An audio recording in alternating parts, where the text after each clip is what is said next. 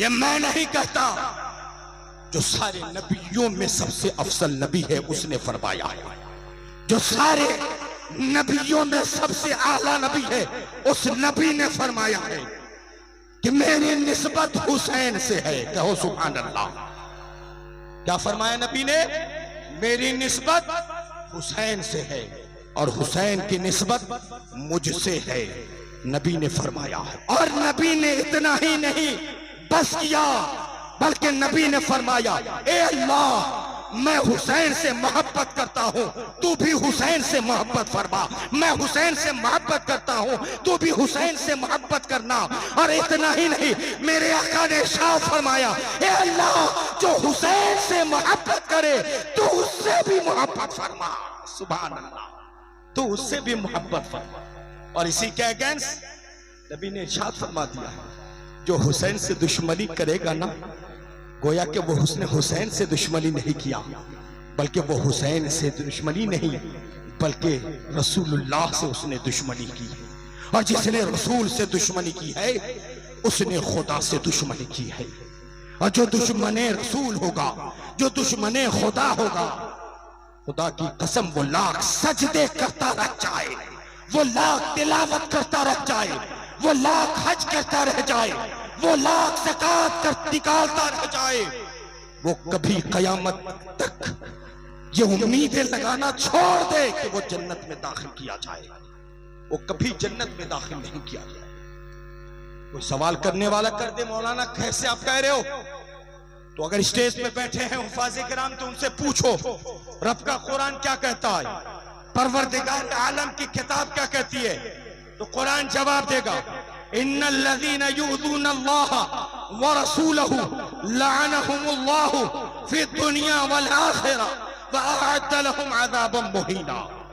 जो अल्लाह से उसके रसूल से दुश्मनी रखता है, दुश्मनी करता है, उसको कुरान ने कहा जो अल्लाह उसके रसूल को अज़ियत दे, तकलीफ दे, तकलीफ पहुंचाए, अज़ियत पहुंचाए, उसको अल्लाह का कुरान फरमाता है लानहुमुल्लाह, उस पे अल्लाह की लानत हो। कहाँ लानत हो? कोई कहे मरेगा तब लानत होगी, कोई कहेगा कब्र में लानत होगी, कोई कहेगा कयामत में लानत होगी, कोई कहेगा हश्र के मैदान में लानत होगी। कुरान इस गलत फहमी को भी दूर करता है। सुन लो, इश्क़ रसूल ही ईमान का हिस्सा है, मोहब्बत रसूल ही ईमान का हिस्सा है, मोहब्बत अहले बैत ही ईमान का हिस्सा है, मोहब्बत अहले बैत ही ईमान की असल है, मोहब्बत अहले बैत ही ईमान की जान है। कुरान ने वाज़ेह कर दिया है, वअअद्द लहुम अज़ाबन मुहीना, उसके लिए अलग तैयार अज़ाब कर दिया गया है। लेकिन कहाँ?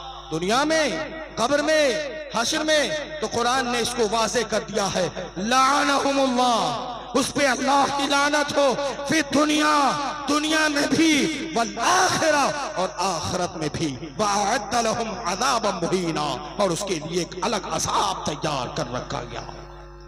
ये अहले बैत से हम मोहब्बत करते, खुदा की कसम ये मोहब्बत रायगा नहीं जाएगी, ये मोहब्बत बर्बाद नहीं जाएगी, ये मोहब्बत खत्म नहीं होगी, ये मोहब्बत मिठाई नहीं जाएगी। नहीं, आका करीम सल्लल्लाहु तआला अलैहि वसल्लम ने इरशाद फरमाया कि जो हसन और हुसैन से मोहब्बत करता है अल्लाह ताला उसे जन्नत में दाखिल फरमाएगा। सुभान अल्लाह, जन्नत में दाखिल फरमाएगा। और जो हसन और हुसैन से बुग़्ज़ रखता है अल्लाह ताला उसे जहन्नम में दाखिल फरमाएगा। मेरे यारों, मेरे मुसलमान भाइयों, नौजवानों, खुदा की कसम उन सालिमों से कह दो जो हुसैन से बुग़्ज़ रखते हैं, याद रख अगर तू हुसैनी हुआ तो खुदा की कसम तू जन्नती होगा, और अगर तू हुसैनी ना हुआ तो तू जहन्नमी होगा। जो हुसैन से बुग़्ज़ रखेगा वो जन्नत में कभी नहीं जा सकता, क्योंकि वो जुबान को मुस्तफा ने चूमा, उस पेशानी को मुस्तफा ने चूमा, उस हुल्कूम को मुस्तफा ने चुना है, उस जिसमें हुसैन को मुस्तफा ने सूंघा है। और सिर्फ सूंघा ही नहीं है, रिवायत तो ये है नबी सूंघते थे, फरमाते थे मेरे हुसैन से जन्नत की खुशबू आती है। सुभान अल्लाह, मेरे हुसैन से शहादत की खुशबू आती है, सुभान अल्लाह। मेरे हुसैन से सदाकत की खुशबू आती है, मेरे हुसैन से सब्र की खुशबू आती है, मेरे हुसैन से इश्क इलाही की खुशबू आती है। वो नबी के नवासे है, वो नबी के लाल है। और हम कहते हैं हम हुसैन से मोहब्बत करते हैं। हुसैन से मोहब्बत करेंगे ना, हमारी नमाजें फौत नहीं होंगी, हमारी नमाजें खत्म नहीं होंगी। हुसैन का मकसद ही है दीन को आबाद करना। यजीद का मकसद ही था दीन को तार तार करना। तो हम क्या बनना चाहेंगे, हुसैनी या यजीदी? जवाब दे मुसलमान, जवाब दे ना, खुदा की कसम ये जवाब भी महफूज होगा रब की बारगाह में। हम हुसैनी बनेंगे या यजीदी? हुसैनी। क्यों? अरे क्यों बनेंगे? इसलिए कि हुसैन शहादत के बाद भी आबाद है और यजीद वो जिंदा रहकर भी मुर्दाबाद नजर आया है। आप जाओ तारीख उठा करके देखो, पूछो इन वालों से, जवाब मिलेगा हुसैन का सर तन से जुदा हो गया, नेज़े पे खड़ा था सरे हुसैन, तब भी कुरान की तिलावत जारी थी जुबान पे, सुभान अल्लाह। तब भी कुरान की तिलावत जारी थी। क्या जारी थी? जरा आवाज से बोलो मेरे भाइयों, पीछे वाले अगर जिंदा दिल हो तो जवाब दो। हुसैन के जुबान पे कौन सी तिलावत जारी थी? क्या अल्लाह ने मुंह में जुबान ना दी है? हम कहते हैं हुसैनी है, जरा जोर से बोलो, हुसैन की जुबान पे क्या जारी था?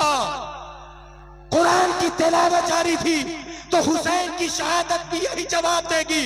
ए मेरे मानने वाले आशिकों, ए मेरे मानने वाले दीवानों, जब मेरा तन सर से जुदा हो गया तब भी मैं अपने रब के कुरान की तिलावत से दूर न गया। आज तेरा सर तन से जुड़ा है, अगर हुसैनी बनना है तो जुबान पे कुरान की तिलावत जारी कर लो। ये मिजाज मिलेगा, ये जवाब मिलेगा। तो हम क्या कहेंगे? कुरान की तिलावत मौलाना साहब करेंगे, मदरसा के तलबा करेंगे, मस्जिद के इमाम करेंगे? नहीं यार, खुदा की कसम, अल्लाह ने सबसे अजीम किताब हमारे नबी को अता की है और उस नबी ने उम्मत के लिए तोहफे में रखा है, जिसको हुसैन ने साबित कर दिया है, जिस्म तन से जुदा हो तब भी कुरान तुझसे जुदा ना हो। क्यों? इसलिए मुस्तफा ने कह दिया है तुम्हारे दरमियान दो चीजें छोड़े जा रहा हूं, एक अहले बैत और एक कुरान। इन दोनों को मजबूती से थाम लो, तुम अल्लाह की जन्नत में दाखिल हो जाओगे। सुभान अल्लाह। तो पढ़ेंगे कि नहीं पढ़ेंगे कुरान? तिलावत करेंगे कि नहीं करेंगे? अब सबके दिल पे सांप सूंघ गया, ये मौलवी क्या कह दे रहा है। ये मौलवी नहीं कह रहा यार, दुनिया के किसी बैंक में इतना मुनाफा नहीं है जितना के रब के कुरान की तिलावत में नफा है।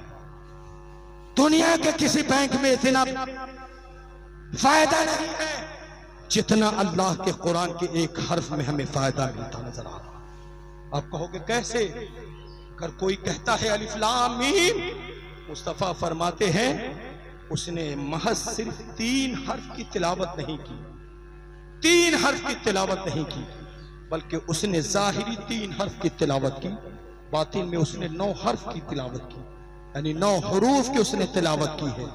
तफसील में नहीं जाऊंगा। नबी फरमाते अगर कोई 1 हर्फ कुरान की तिलावत करता है अल्लाह उसे 10 अजर अता फरमाता है। सुभान अल्लाह, 10 नेकियां अता फरमाता है। और अलिफ लाम मीम कहा तो जाहिर में 3, बातिन में 9, और एक बार हमने अलिफ लाम मीम कहा तो खुदा की कसम यहां बैठे बैठे हम 90 सवाब के मुस्तहिक बनते नजर आ रहे। ये कुरान की तिलावत है। तो हम मोहब्बत अहले बैत भी सीने में सजाए और कुरान की तिलावत भी अपने सीने में सजाए। और फिर करबला की आखिरी कौन सी निशानी है मुसलमानों? मुसलमान के हर बच्चे से सवाल है मेरा, करबला की कौन सी आखिरी निशानी सलामत है? जरा जवाब दो, बताओ। जवाब मिलेगा सजदे हुसैन। सजदे हुसैन ये ऐसी निशानी है कि कयामत तक नहीं मिटाई जाएगी, कयामत तक नहीं मिटाई जाएगी। तो हम आशिक हुसैन है ना, तो हुसैन अब भी सजदे में है, कयामत तक सजदे में रहेगा।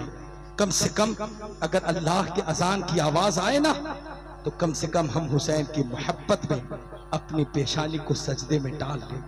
जो हमने पढ़ा है अभी, आज ही कुछ देर पहले पढ़ा है कि खुदा की कसम जो अल्लाह का महबूब होता है ना, वो याद रख ले कि वो खुदा को देख रहा है। वो किसको देख रहा है? खुदा को देख रहा है। अकलियां हैरान होगी, खुदा को कैसे देख सकता है? तो फिर किताब वाले लिखते हैं, तो यकीन कर ले, अगर ऐसा ना तुझे महसूस हो तो ये यकीन कर ले कि खुदा तुझे देख रहा है। सुभान अल्लाह, कहिए ना सुभान अल्लाह। तो ये यकीन कर ले कि खुदा तुझे देख रहा है।